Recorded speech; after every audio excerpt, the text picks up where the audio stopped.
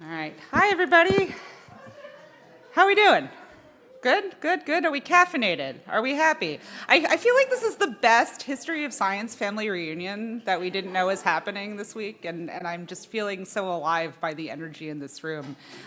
We just checked, we've had about 50 people joining us online throughout the morning so far. So hello, all of you online. We're happy to have you at the family reunion as well.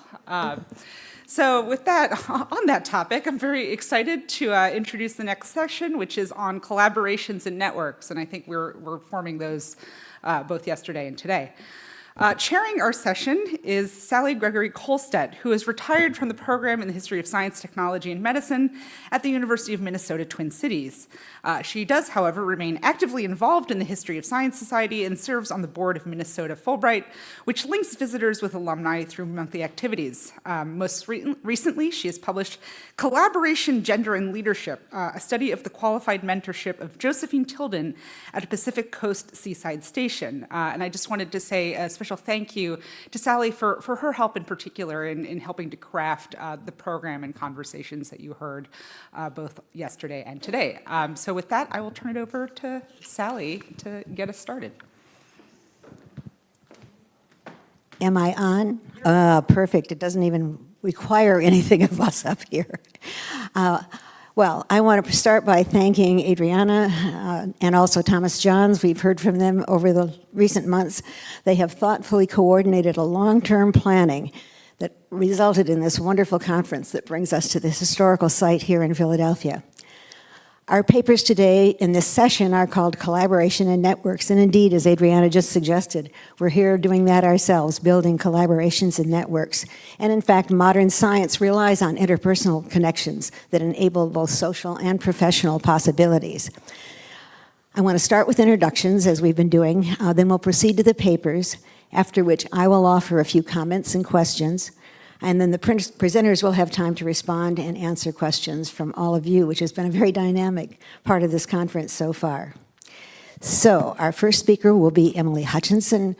Emily earned her PhD in the history of science, medicine, and technology from the University of Wisconsin-Madison very recently in December. Congratulations. She is interested in the history of women and gender in science and in ocean science. Her dissertation examined the history of coral reef science from the perspective of algology, the study of algae, from 1880 to 1930. Her work has been published in the Yearbook of Women's History and the Journal of the History of Biology. Our second speaker is Gemma Laurinat. Gemma is a historian of mathematics who teaches and researches at Pitzer College in Los Angeles County. Her current work centers on visualization, communication, and socialization among geometers in the United States around the turn of the century. And she's very interested in Bryn Mawr. Jacqueline T. Howard, Jackie, earned her PhD in U.S. history at Fordham University. She works in digital humanities history of data and technology and the history of empire using historical frameworks of gender, race, and family. Jackie currently works as an administrative faculty in the Newcomb Institute of Tulane University, and she's soon going to be moving to a professor of practice position in the Data Hub, which is Tulane's Center for Data Literacy. She is the founding co-editor of the nationally recognized guide to feminist pedagogy for teaching online.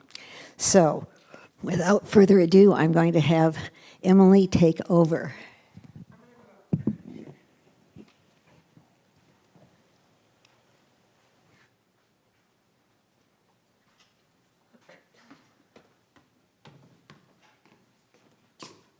Thank you. Thank you, everyone, for coming, and thank you to the APS for inviting us all. I'm Emily Hutchison, and today I'm talking to you about a feminist, self-organized network, transnational algologists, who supported opportunities for women in 1880 to 1915. That's a lot of adjectives. Algology is the study of science, or the study of algae. If you met someone today who called themselves an algae scientist, they would be called a phycologist. But my actors use the term algology to describe it. And they were transnational. This is the 8 algologists that form the self-organized transnational algological network, 4 women and 4 men. And the 4 women are the focus today, but I think I wanted to tell you all of their names. So Anna Weber von Bosse is a Dutch algalogist. She was fairly well known in her day, and it's through her archive that I found this network and particularly these other women who were lesser known in the historical archive. And then she corresponded with Ethel Sarah Barton, later became Ethel Barton Gep, who worked at the Natural History Museum of London. That's her. And both Weber von Bosse and Barton Gep were known experts of genera of algae that were calcareous algae or coralline algae. They form a hard skeleton similar to coral and are important in coral reef formation.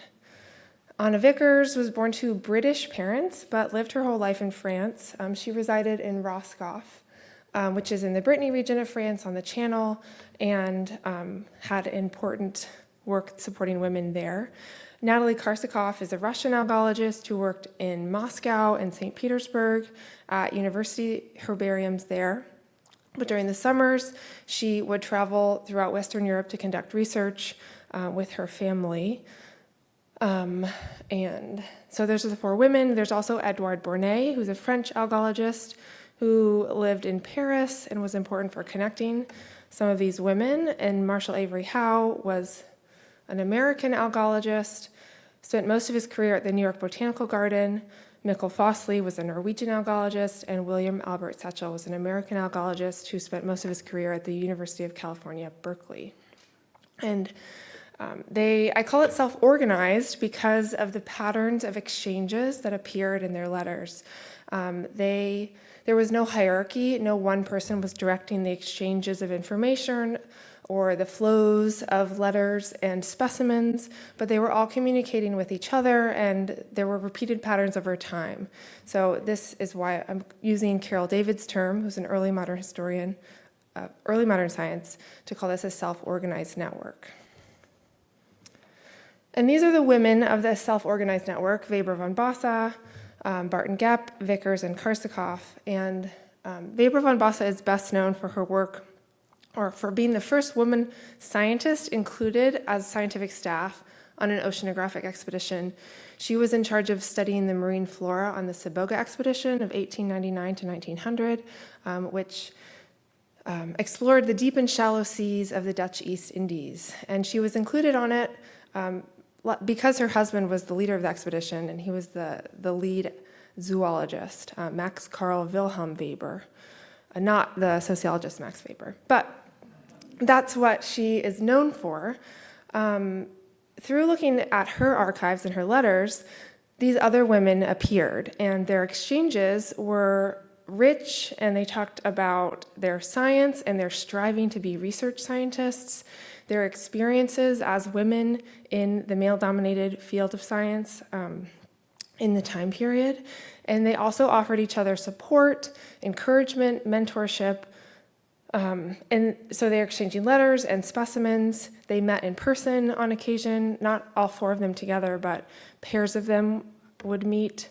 When Korsakoff visited Roscoff to conduct research, she stayed with Anna Vickers, who also provided housing and resources for research at her home in Roscoff to many other women algologists, to the extent that Korsakoff later felt herself and Vickers becoming a, quote, central bureau of feminine algology because they were assisting so many other women algologists. So they were self-conscious about their efforts to support each other and support younger women algologists who were aspiring to have scientific careers during this time. That's why I want to call it a feminist network. In addition to their self-conscious awareness and support and cooperation in publications and supporting each other's careers, there was also an overlap in their participation in women's rights activism during the time. So in Europe, there's a wave of feminism in the end of the 19th century into the 20th century. And in public appeals and exhibitions, some of the women scientists that I worked on participated in those those events. Still, it's complicated. Their positions on feminism and women's right to vote they're not of one mind. They also differ depending on which nation they're talking about. There seems to be agreement amongst them that France and England have the least good treatment of women, but maybe Holland and Russia, their culture is freer for women, particularly upper-class women. There are two different aspects of women's rights that they're talking about, and they distinguish between the two. One of them is the right to vote, and the other is opportunities in the workplace. And I would say all of them are supportive of women pursuing work and having their labor valued. This is my depiction of connections in the network to demonstrate how it's very much an active network of women scientists engaging with men scientists and assisting other scientists, not only algologists, but also zoologists, younger women scientists in general. So the legend here shows turquoise for botanists, algae are plant-like, so including them in botany, and orange for zoologists. And you can see that the white text is for women scientists and black text of the names is male scientists. Two images here that are new are,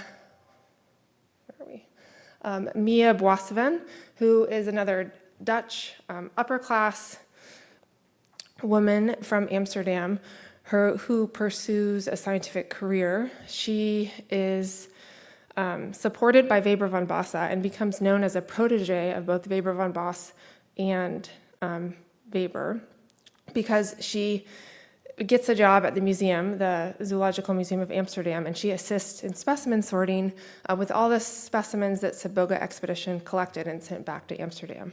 And she writes a letter to Weber von Bosse thanking her specifically for recommending her for the job. And certainly Max Weber was also an important person in promoting women in science in this little network. The other picture at the bottom is Minnie Reed, who's an American algologist. She studied at Kansas State University, and it's their archive that has this picture. She was a teacher in Hawaii after graduating and got connected with Setchell, the Berkeley algologist, and he connected her with Weber von Bosse. Minnie Reed had the opportunity to occupy the seat at the American Women's Table at Naples Zoological Station. And when she went to Europe, she connected with Weber von Bosse, also visited Hugo de Vries, who's best known as a geneticist. He was one of Weber von Bosse's professors as a student at the University of Amsterdam. And also, Minnie Reed conducted research in Berlin. And Setchell recognized Weber von Bosse's interest and effort in supporting other women who are pursuing scientific careers. So the overlap with women's rights activism and their careers in science. So Weber von Bosse, who herself was not a proponent of women's right to vote, participated in a public exhibition put on by 1,400 Dutch women. In 1898, it was the Nationale Tentoonstelling van Vrouwenarbeid, which is a national exhibition of women's work. So she was one of 1,400 presenters, and she displayed some of her herbarium, both her dried herbarium sheets and also in the middle are calcareous algae, the coralline algae that she was a specialist in. This is not what she displayed, but it might have looked something like this. And Korsakoff expressed her support for this. Korsakoff expressed her mother's support for Weber von Bosse, displaying her algological work, and Vickers sent her own specimens for Weber von Bosse to include in the display. Still, Weber von Bosse was not interested in being involved in other public displays of activism for women's rights, particularly around the right to vote. In contrast, Mia Boisseven, who's one of the proteges of Weber von Bosse and Weber, ultimately left science and research for dedicating her work towards advocating for women's rights. So she was an organizer for the International Congress of Women in The Hague, which took place in 1915. It was originally going to take place in Berlin and be focused on the right to vote, but because of the war and the Netherlands being neutral, it switched to The Hague. But she was one of the organizers. And you can see her on the bottom. Here is Mia Boisseven, and she, in the meantime, had gotten her PhD at the University of Zurich on elephant tusk shells from the Saboga expedition. And this is more about Minnie Reid. I think Weber von Bassa's descriptions of her meeting with Minnie Reid to Setchell, and she lets us know she's very ambivalent about women's progress in science, and she feels as if women can't live up to the standards of men scientists. And this is towards the end of Weber von Bassa's career. And I think the ambivalence that Weber von Bassa exhibits towards all, like not allowing all women or not wanting to promote all women's right to vote, and also being pretty critical of Minnie Reid as a scientist for not focusing enough on one thing and becoming an expert in that, but for being too interested in too many things and not pursuing one main line of research. It shows us the complexity and the complications about calling them a feminist network. And they certainly wouldn't have called themselves feminists. They used the term to describe other people who were feminists, that they didn't look highly upon feminists, even though they occasionally empathized with them. But I think my time's up, and so thank you so much, and I'm gonna walk down.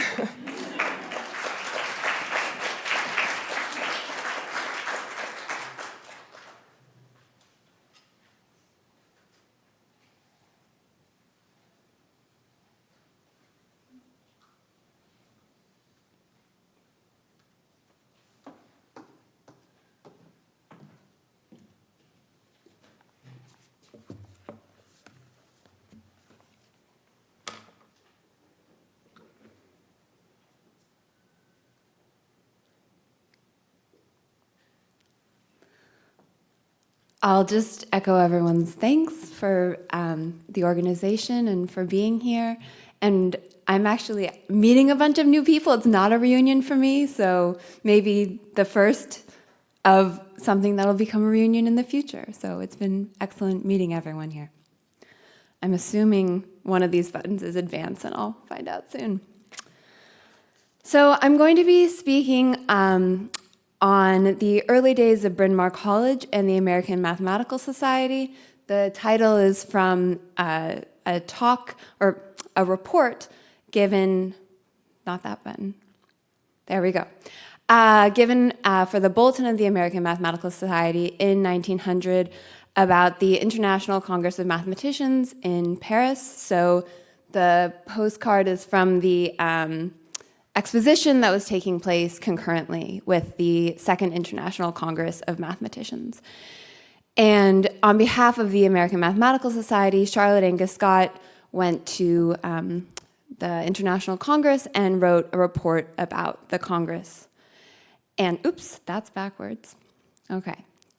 And in this report, among other things, among summarizing papers, Scott also highlights 3 objects of mathematical meetings and societies. And so I'm synthesizing her work here. What can mathematical meetings and societies do for the participants? So first, enable participants to feel the unity of mathematics, feel a sense of belonging. Secondly, something more subject-specific, orient practitioners to the general ideas of the subject, sometimes with what remained to be done, sometimes with what had been accomplished during the last few years. So keeping up to date with the discipline. And lastly, enable its members to meet one another in circumstances that shall excite the mathematical faculty and make manifestations of mathematical interest most natural, thus encouraging the exchange of ideas both between individuals and larger groups. And we're all at a meeting, so we can empathize with these objects. And so I want to examine these, or in my paper, I examine these three objects with respect to the American Mathematical Society, initially called the New York Mathematical Society, and then it became national, of which Scott was a member. This is half of the list of members in 1891, the beginning and towards the end, and in the S's, you can see Scott. She was the first woman member of the American Mathematical Society. So something interesting with respect to the history of women in science, with respect to the American Mathematical Society, or AMS, and this has been pointed out by historians Della Dumbow and Karen Parshall, is that unlike other professional societies in the late 19th century, the AMS resembled other groups in terms of the minuscule number of elite women occupying elected offices, but it differed markedly in that its hospitality was not reserved merely for a few premier female members.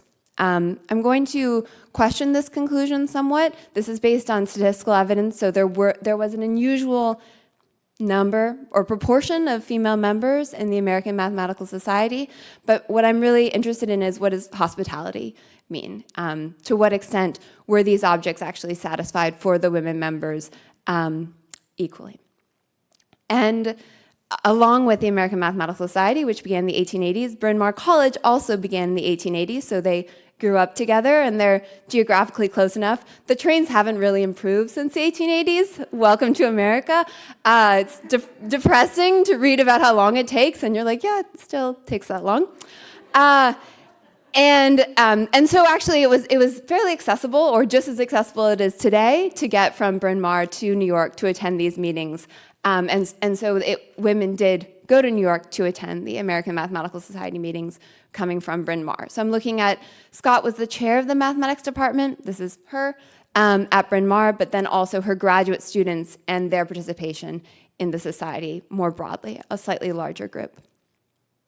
So how did the AMS fulfill the objects of mathematical societies for Bryn Mawr College mathematicians, this group of faculty and graduate students? And then as a corollary, as an early member and leader of the American Mathematical Society, to what extent does Scott have power within the society? So to what extent was she actually bringing in women members?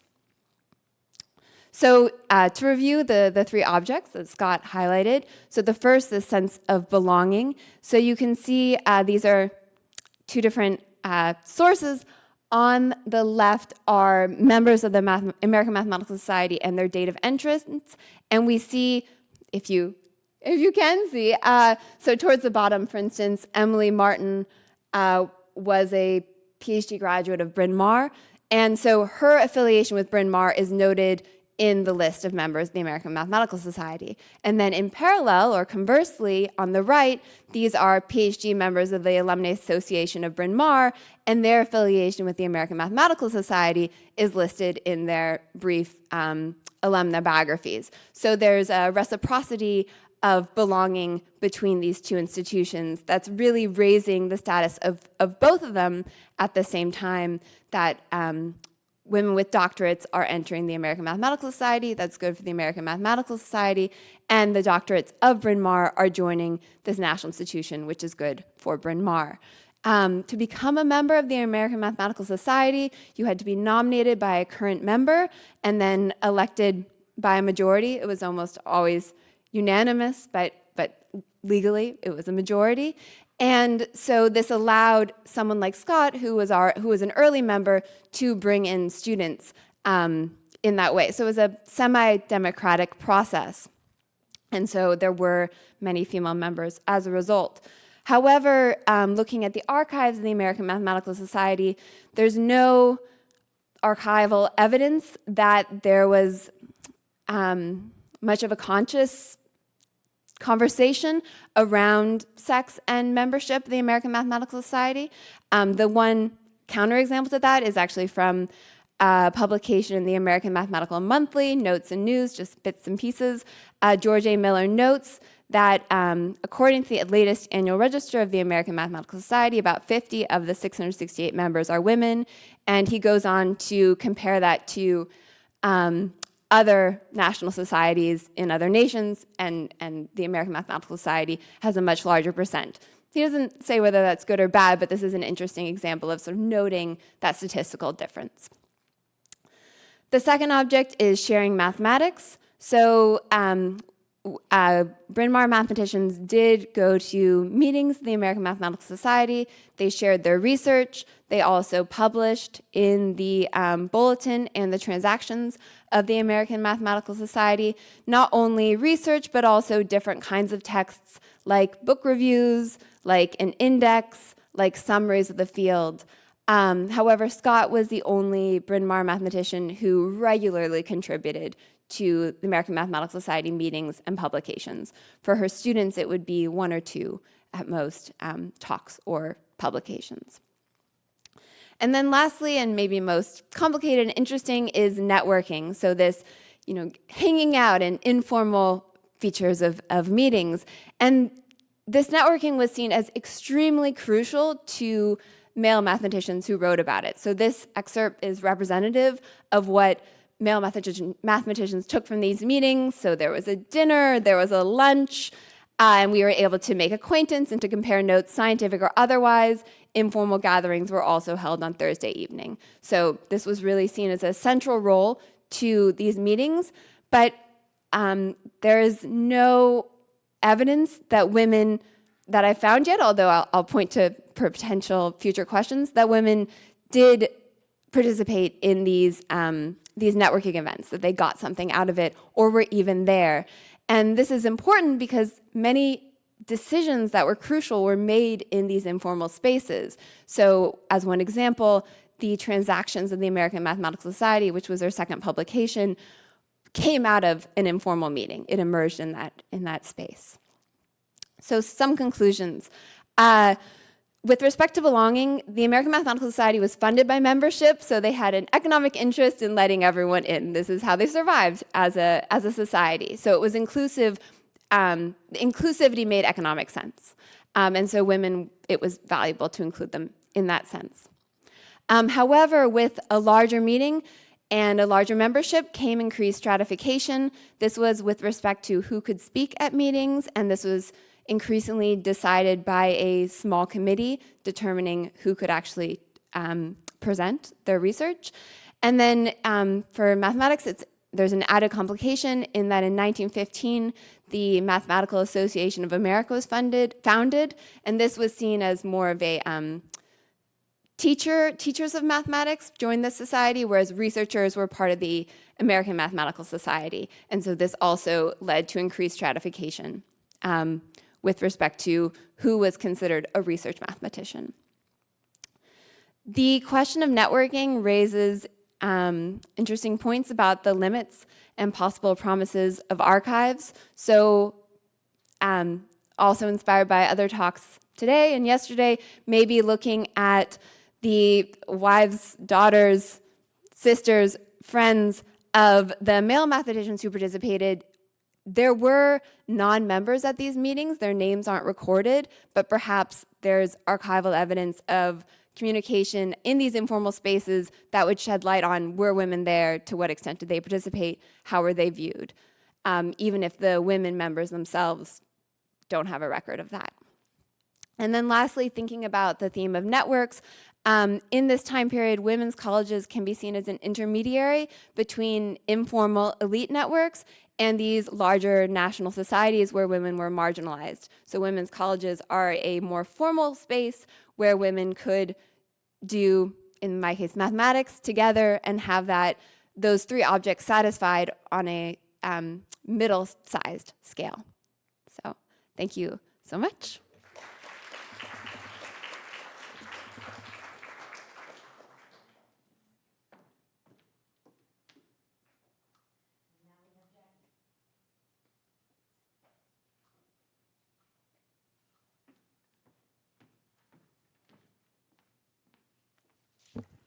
Hello, everybody. Just as a disclaimer, I am having a fit of asthma due to the wildfires, so I'm going to try to get through this without coughing, but if you hear me coughing, it's asthma. Okay, so today we're going to talk about the Association for Women in Computing. During the 1970s, women increasingly entered computer science as a field, but in 1984, notably bachelor computer science programs started to graduate fewer women. Before this, though, starting in 1978, the Association for Women in Computing, a national organization with 15 chapters, promoted,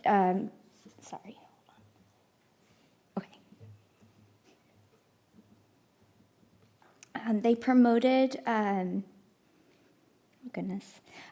promoted gender issues through newsletters, conferences, and networking.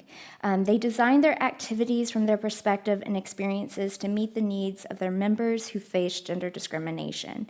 Specifically in 1983, these ordinary women rallied around the issues that they viewed as important to their success in male-dominated industries that included equal rights in the workforce, such as pay and sexual harassment, but also extended to career development, discussions around exclusionary labeling of technical skills, and job roles often held by women technologists, as well as gaining affiliations with male-dominated technology associations. Despite the existence of this network of activists, scholars have yet really to examine how women technologists viewed their industry and the hardships that they endured during the long decade of the 1980s. A common misconception is that current challenges with gender representation in technology has always been the case. Scholars, however, have confirmed in their studies what we see in practice with the AWC, and that is women love computing work, excelled at it, and forged successful careers from the beginning. Yet the field became male-coded, especially as companies started to use corporate management styles and brought in business-minded instead of technical-minded managers. The essential work that women produced became synonymous with other support work produced by women in offices, what we've been talking about, clerical work, administrative work. The AWC actively recruited professional women across the country, opening new local chapters as interest grew. The AWC sought to promote communication among women in computing to further the professional development and advancement of women in computing and to promote the education of women of all ages in computing. The national organization made up a board of directors, organized an annual conference, maintained a membership directory, and published The Source that included advice and information sharing about technical papers and issues important to professional women. At the local chapter level, members organized workshops, they did technical field trips and roundtables that emphasized skill building, professional development, and support through networking. The members of the AWC across the nation had many different motivations for joining and organizing programming. The members of these local chapters held a range of computer expertise and computer interest, and often managed their own agendas through programming based on location. So for example, in Pittsburgh, a member wrote to the board of directors to explain, most members join with the primary purpose of building professional contacts, but expanding technical knowledge ranked a close second. Our membership consists mainly of women in management or technical data processing positions, known as DP, with an average of 5 to 10 years of DP experience. Dinner meetings are definitely out, but wine and cheese or light hors d'oeuvres are appreciated. Our members prefer monthly programs on technical issues rather than soft topics like stress management or dressing for success. Most of our successful programs yet featured a presentation on industrial robots and a tour of the Robotic Institute at Carnegie Mellon University. As we moved to our second year, our goals included continued expansion of our membership and active promotion of women as competent and successful DP professionals. Despite this desire for technical skill building from Pittsburgh, other members, however, diverged slightly.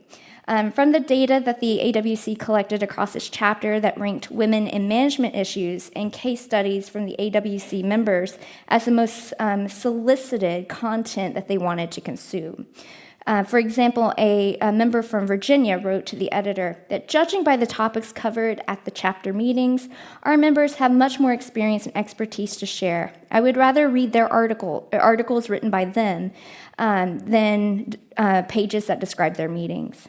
She went on to inquire for specific information about the various Apple, IBM personal computers, the Spires database management system, and the Ada coding language, indicating a desire to learn technical aspects of computing. Meeting minutes, however, indicate that the AWC women sat through an array of technical workshops hosted by their local chapters. You can see that list here. And in 1983, many of these workshops focused on the personal computer. And as scholars note, the personal computer industry, which began in 1977, was taking off during this period. In addition to the personal computer, other speakers demonstrated their capabilities of new products such as microfilm, laser page printing, local area networks, and home information systems. The AWC members also learned about futurist innovations such as artificial intelligence, robotics, office automation, and computerized office buildings. What I think is really important about this list is it's not just coding. It's a very big list of technical assets. So companies such as IBM and Boeing pitched computer-aided design workshops to these members, while scholars and civil servants showed how they use data processing, such as toxology and criminal justice. Yet, in 1983, out of the 24 workshops that were given across the nation, only 3 were offered by women, shedding light on how the growing calls from the AWC to recenter women as experts is essential. So they're calling on their own members to see themselves as experts. The AWC also offered professional development workshops that related to management, leadership, and financial success. As mentioned previously, when surveyed, many women ranked learning about women in management issues as integral to their success. Roundtable discussions included how do you deal with a problematic peer? Workshops focused on how to establish influence over those around you. And other chapters brought in speakers about risk-taking, networking, and entrepreneurship. In some cases, AWC members use their chapter meetings to focus on making money in technology or understanding fringe benefits and winning the money game. Notably, executive-level women from companies such as ASK, Computers, CGR, Consultants, and Control Data overwhelmingly taught these workshops to their peers, indicating that during this period, women were called upon to be experts in essential skills instead of technical knowledge. The members of the AWC also experienced a range of workshops and roundtables that centered their experience as women working in male-dominated fields in the 1980s. Many gender-based career workshops focused on how to break into a technology career or how to manage people in a technology sector. 2 chapters invited experts on sexual harassment and sexual discrimination in the workplace, while other sessions involved melding career with the personal, as AWC members discussed, having it all, a career and a relationship, or juggling careers and children. In a similar fashion, quite a few chapters focused on burnout, mental health, and stress management. And one of them I think is really interesting is when can you stop wearing suits? So, there's this call for, more comfort. I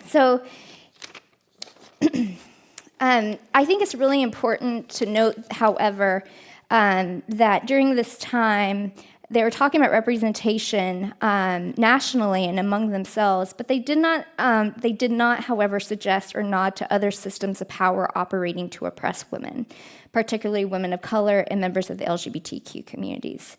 In 1983, however, for example, the only mention of racial inequalities occurred in an essay in The Source called Computer-Learned Inequalities Are Found in the Nation's Schools, with the AWC publishing the results of an uncited study that found it was quote, that it's noteworthy that racial differences in school computer use are no longer large, though gender differences are.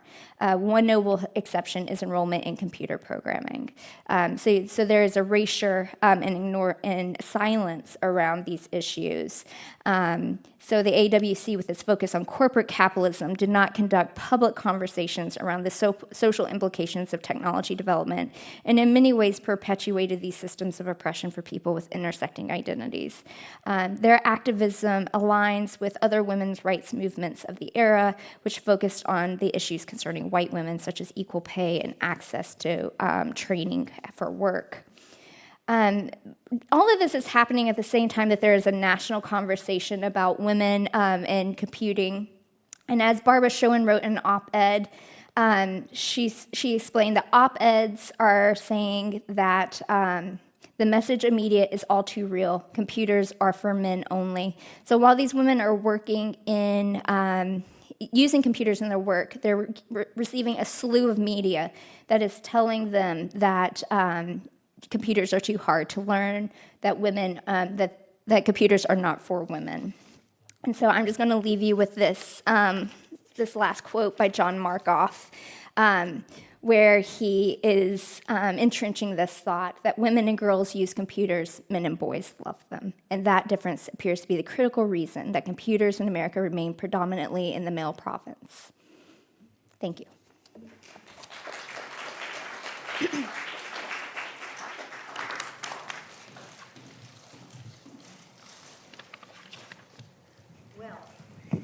Well, thank you for this. We all know that women helping women have been critical all the way through. We've talked a lot about male mentors, I think, in this conference, but I think this is the first time we've really focused hard on the way that women have been positioned to help other women. I think all three of the papers offer evidence about the way that formal and informal networks have been significant, both in enabling and in significant ways, shaping the lives of women scientists as well as the work they produce. Margaret Rossiter reminded us that creating exclusive gender clubs, societies, or associations of women outside the mainstream could in fact be problematic, and she's right, in that they segregated women into what were often viewed as secondary sites, and she also noted what they do positively. But I think our presenters today have focused on the fact that such sites, although the product of exclusion, were often quite deliberate and successful in promoting essential support as well as safe spaces for women to pursue their work in science and technology. The strategies and intentions of each of our examples were shaped by quite specific scientific, social, and economic circumstances faced by women in three distinct settings. Late 19th century algae studies in Europe, the same period pursuing mathematics in England and in the United States, and American computer science in the last third of the 20th century. The backdrop for each story is the reality that men had already established scientific organizations for producing and sharing knowledge that simultaneously positioned them and their work in very powerful positions. Their organizations established a hegemony that, in turn, garnered prestige, sponsorship, and networks that were mutually supporting. The scientifically engaged women, who we talked about today, are often white and educated, but they did have personal ambitions that were in some ways excluded, but nonetheless they developed additional aspirations when they built somewhat parallel gender-specific programs. Through strategic and opportunistic means, independent wealth, affiliation with a private college for women, or later the potential openness of a new and expanding field of technology, they established a kind of beachhead about their marginality, even as they remained committed to pursuing their work. These three quite different examples coordinated women's actions at a moment of what I think is possibility, even optimism, that their cooperative efforts could counter the discrimination they faced and perhaps create opportunities that they themselves had been denied. Well aware of the institutional strategies of men in their field, the algologists created camaraderie and physical facilities for other women seeking resources for study and personal encouragement. The precocious Agnes Scott positioned herself to advance a coming generation who would be able to move even more meaningfully into the mainstream of mathematics. The computer scientists created an organization and publication that could share their strategies of current knowledge as well as strategies for surviving in the field and advancing women up the ranks. These are stories of agency, and strikingly, I think, came at moments when change seemed possible. So I have some questions. Historically, founders of rural societies, learned societies, and focused field organizations anticipated long-standing institutions. That leads me to ask, did these women create facilities and promote strategies deliberately to challenge contemporary circumstances, but always with the anticipation that such gendered alternatives would not always be needed. In other words, there's something ephemeral about these organizations. And so it's a question of what was the intention and what did they think was going to happen in the longer term, even as they tried to deal with their present. And I also suspect that they would understand, perhaps, why gender and diversity projects still exist today, although some of us have managed to put them inside established organizations as special committees and interest groups. Second, by creating separate institutions, how did they balance, on one hand, the fact that they were working scientists, they were involved in doing these kinds of activities, they cared about their own work, they cared about the work of others and had to keep up with what was going on in the field, and at the same time, present themselves in ways that tried to organize and recognize more ways to bring other women into the field and to sustain them. And none of you really talked about the really complex question of impact. What really was the impact of, what is the impact of those organizations? It's a very hard thing. I do institutional history, and I'm telling you, I know that that's a tough question, but I am interested in thinking and reflecting a bit on that question. So that's something that I would like to know. I had some individual questions for people, but noting the time, I think what I'm going to do is turn it over to you to get questions from our audience. And I want to again thank our three panelists. They've worked extraordinarily hard in really good resources, sometimes difficult, very different than the kind of papers that some of our other people have done. And institutional history, I have to tell you, is pretty dry. And you really have to work hard to make it interesting. At the same time, institutions we know are critical. So let's hear the questions. Great. I mean, if you want to start by answering Sally's question about institutions, and then I'll see if folks on the floor have questions. I like how you put it that there was perhaps an intent that the network of algologists wouldn't have to reproduce itself, that it was ephemeral. I think I have looked for reproduction of it, but I think because none of my women scientists were professors with students, they didn't have a natural continuation. But I hadn't thought that maybe they didn't expect to need to continue. And there certainly were many other women algologists, and algology as a discipline was more open to women. But the network seems to die off. It ends with the end of the careers of my algologists. Thanks. Or you have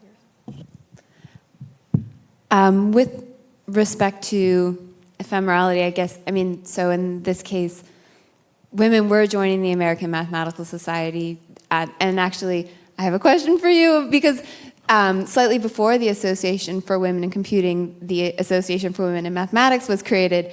The naming is very similar, so I wonder if there was some inspiration there. So an organization specifically for women in mathematics wasn't formed until the 1970s, and it still exists today. But with respect to Bryn Mawr and maybe women's colleges in general, I would have to think more about that, because the mathematicians involved weren't the administrators. They weren't funding that and making the choice whether that was necessary. With respect to impact, however, Bryn Mawr was a top producer of PhDs in mathematics around 1900 in general, and then for women in particular. So that is a sort of a quantitative metric that we can look to, that it was regularly producing PhDs, and women were getting jobs in women's colleges because those are the only colleges that would hire women.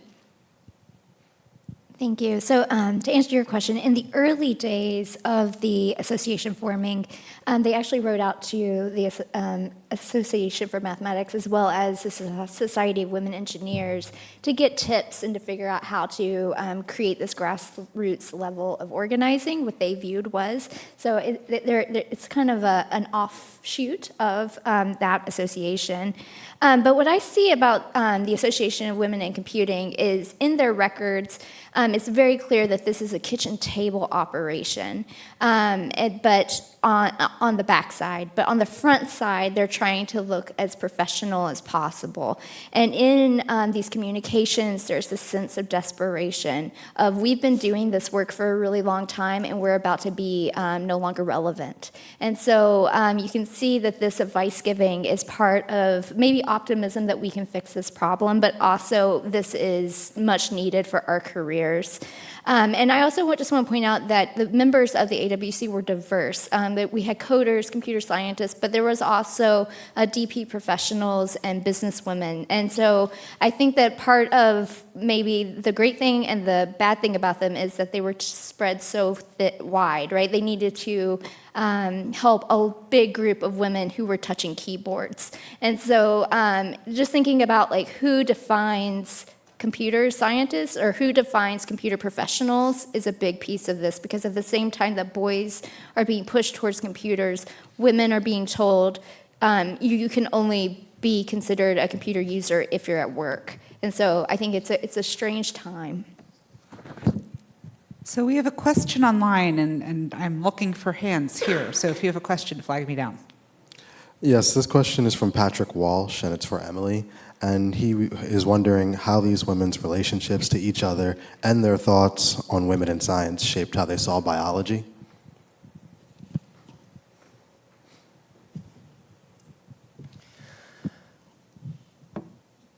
How their thoughts as women scientists saw... How shaped- their relationships to each other and their thoughts on women in science as a whole shaped their thoughts on biology. Yes, thank you, Patrick. That is something that I thought a lot about and put in my dissertation, and maybe I think is the impact that this network of scientists had is they, based on their experiences as scientists and their dependence on their mutual support of other scientists, is they also saw mutual support and cooperation in nature. And so they were observing interactions between coral and algae as supportive rather than competitive, which was the standard viewpoint. And so that's an impact that I think that maybe you were also asking about, was that their conception of coral reef, or of how algae interacts with coral and other animals on coral reefs, is something that is still incorporated in how we conceive of that ecosystem today. Is this turned on? It'll just work. This is just fantastic. The material you're working with is fascinating, and your talks are great. I have a question about your archival sources, and this is just for selfish reasons. When you're working with your archival material, was there anything you found that didn't make it into the talk, that you just made you laugh out loud, fall off your chair, cry, scream in the archives? And I would love you to share something, because this is a rich vein you're working through. Thank you. So I did this research at the University of Minnesota at the Charles Babbage Institute, and they gave me a grant that I was supposed to mention, so there it is. I forgot, sorry. Not a lot of oxygen. But there's a lot of letters that are going back and forth between board members, and they're gossiping. And they're gossiping a lot about each other, and you can really tell that a lot of rivalries are being built up. And so while they are supporting each other, there is some interpositioning that's happening that did not make it into this. So they're being very outwardly supportive, but there is a lot of fighting going on the back end. And I think that's probably natural of a grassroots organization. Off the top of my head, I'm sure I could talk about this for a long time. I found a letter in the Columbia University archives. Scott's recommending a graduate student for a position, and she says, and she's very good looking. And I was like, okay. I don't know if I laughed or cried or screamed, probably all the things. But it's like, oh, yes, that matters. I think she says she has a very good personality, and she's very good looking. So there you go. Thank you. I found a lot of things in the letters. The correspondence between Korsakoff and Weber von Vasa, in particular, was very rich. And something Korsakoff always signed her letters to Weber von Bosse at the end, her sign-off, she always said, say hello and thank you and send my love to your paternal government, referring to her husband. And also, another thing that I found enlightening is when I went to Roscoff, where I assumed Korsakoff and Vickers' letters would be in the Station Biologique de Roscoff, the marine station there. They weren't, but what I did find when I was continuing the research on them is that Roscoff's mother and her friend Orloff's mother, everyone's mother accompanied them very frequently on their research trips. And when I was in Roscoff, my mother was also with me, with my child, while I was in the archive. So that was a nice archival find. Thank you for a really, really interesting panel. I was struck by this sort of idea that the natural continuation of scientists is through their students, or not, in the case of Emily and Gemma. And we also know that sometimes to their benefit and sometimes to the harm of careers, scientists tend to collaborate with similar others. But also, Jackie sort of mentioned the real diversity of the Association for Women in Computing. So I'm wondering if you all can comment, if your research brings anything to light about how intersectional groups of women might be brought in, how to have continuity when recruitment and mentoring happens largely via similarity.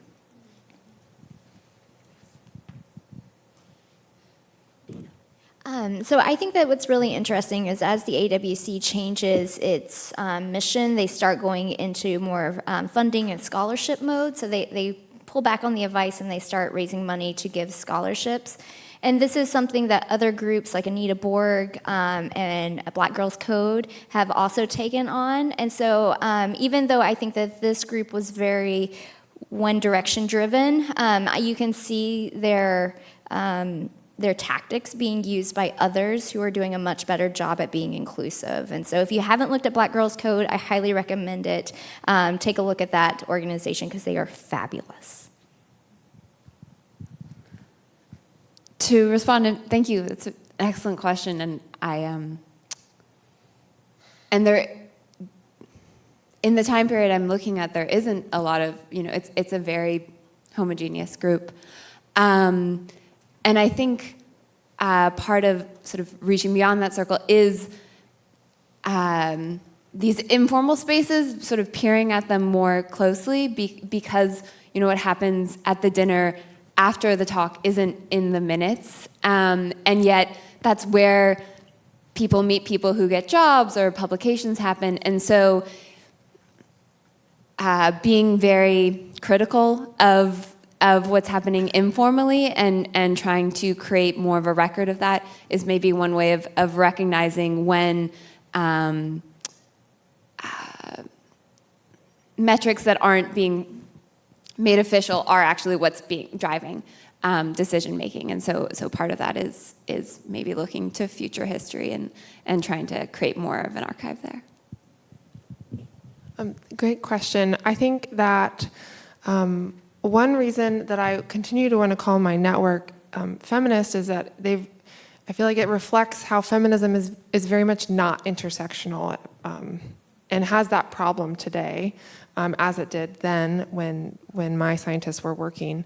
I do think thinking about class is really perhaps an interesting way to dive into it and try to be more inclusive, because class seems to be such an important dividing point amongst the scientists.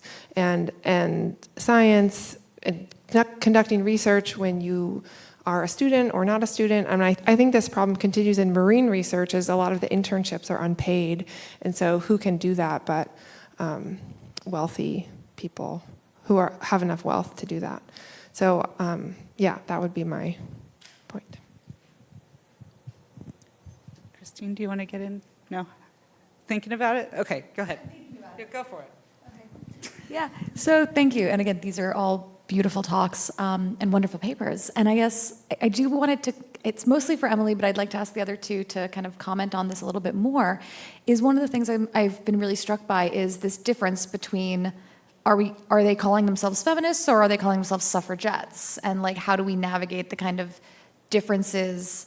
And, you know, it can be really, actually this is to one of the questions my panel was asked, right? Like, it can be really easy to kind of collapse them in on themselves and not disentangle these things, or perhaps to read them through our lens. So I was wondering if you could speak a little bit more about that in your own projects. Yeah, I think it's like professionalization in terms of the feminist women's rights movements across different countries occurred in different ways at different times.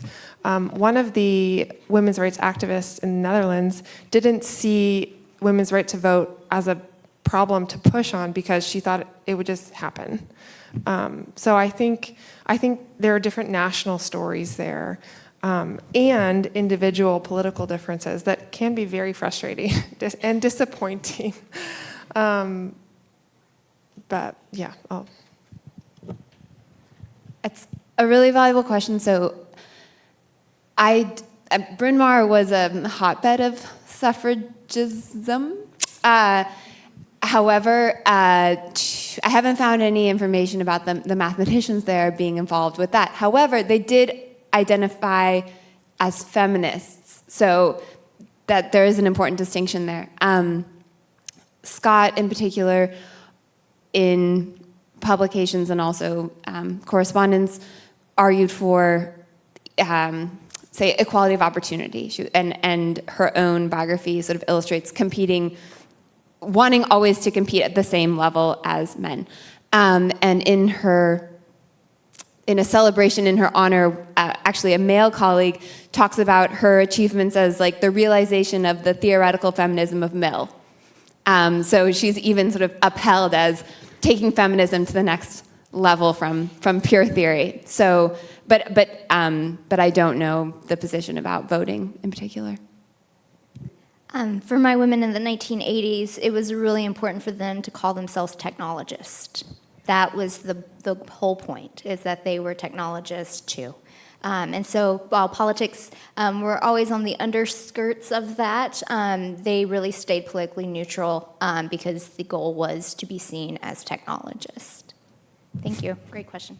Can I just make the comment that it seems to me we haven't talked about the vulnerability of these women, what they thought personally, what they wanted for themselves, and what they did say in public and even in semi-public. I think put them at risk in many cases, because if you were seen as a radical, you might not be taken seriously as a scientist. So I think there's always that in the backdrop when we raise that question, because it seems to me we need to talk about vulnerability and risk as well.